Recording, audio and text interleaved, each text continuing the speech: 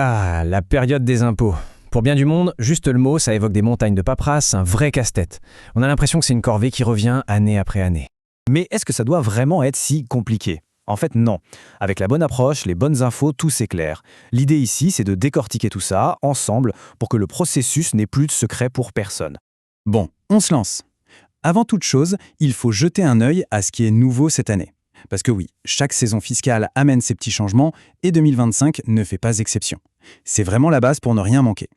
Alors, premier gros point, le crédit d'impôt pour prolongation de carrière, attention ici, l'âge pour y avoir droit passe de 60 à 65 ans. Ça veut dire, concrètement, que les personnes de 60 à 64 ans ne sont plus éligibles. Et en plus, les règles de calcul ont été revues.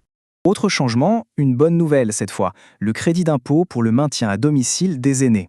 Le taux, lui, il grimpe un peu, il passe à 39% pour 2025. C'est toujours bon à prendre pour les personnes concernées. Un autre chiffre à avoir en tête, 755 $.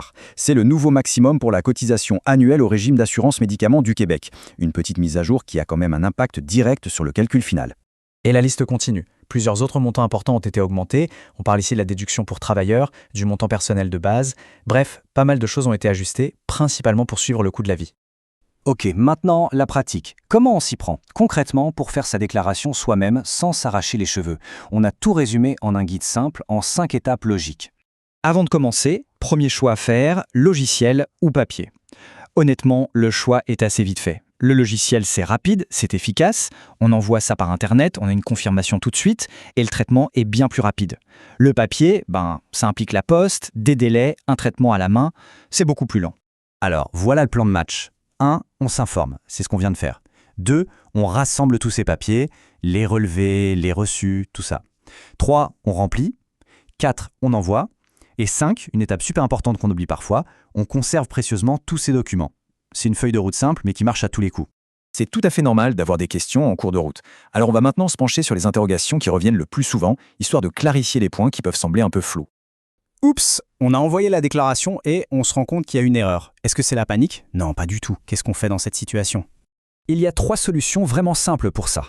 La plus directe, c'est en ligne, via le service Mon dossier pour les citoyens. Sinon, il y a toujours le bon vieux formulaire papier, le TPI1.R.